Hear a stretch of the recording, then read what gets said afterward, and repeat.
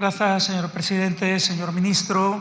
O bombardeo realizado no día 13 de xaneiro polos Estados Unidos en Venezuela e o secuestro do presidente constitucional Nicolás Maduro é unha acción que de maneira clara vulnera o dereito internacional e viola a soberanía dese país. Mágoa que o goberno español e o seu presidente lle levase 3 días en reparar niso e comezase por falar de desescalada e de mediación cando se trataba dun ataque unilateral dun país sobre outro. Agora só falta que reclamen que cese calquera acción hostil dos Estados Unidos contra Venezuela e que poñan en liberdade o seu presidente.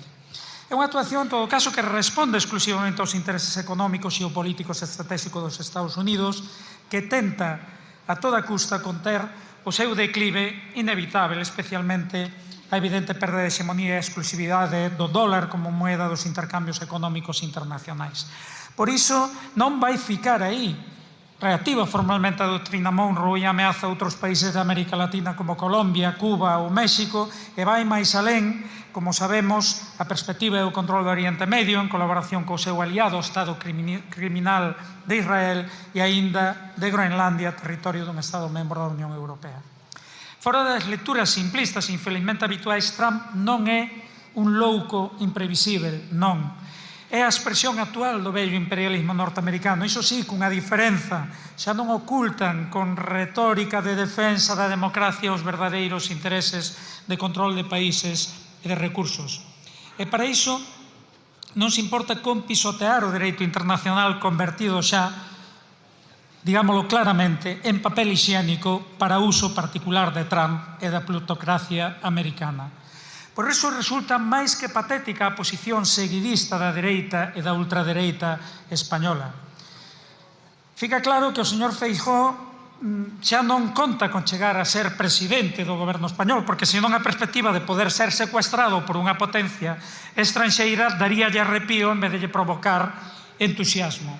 Feijóo, como galego, sempre foi un absoluto desleigado, mais igual que o seu colega Abascal, el prefírese definir como patriota español. Mas o caso é que nin siquiera como isto exerce, nin defenda a soberanía e os intereses do Estado español. Prefiren ambos ser lambebotas do imperialismo norteamericano, felices no seu papel de servos do señor Escuro, mesmo que iso os deixe con cara de parvos absoluta cando Trump recoñece que Corina Machado non ten ningún apoio en Venezuela, porque claro, o Sauron da vida non acostuman a agradecer o servilismo de quen se comporta como escravo.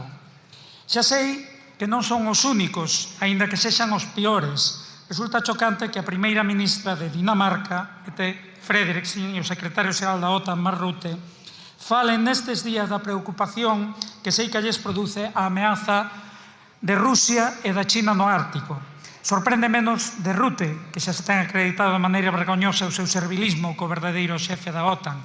Mas, señora Frederiksen, se quen está a ameazar o seu país é Trump, son os Estados Unidos de América. A sumisión realmente dos líderes europeos ao ditado de Washington non pode caer máis baixo. E acabo, en calquera caso, desde unha posición non xa de esquerda, sino de mínima dignidade, hai que parar Trump e o imperialismo norteamericano, e a mellor maneira de facelo é sair da OTAN e fechar as bases no Estado español. Isto é o que reclama o BNG, mas estou certo que é o que reclama finalice, por favor, a maioría da cidadanía de Galicia e do Estado español. E se o señor Pedro Sánchez tiver dúbidas, que convoque un referendo sobre a permanencia ou a saída da OTAN.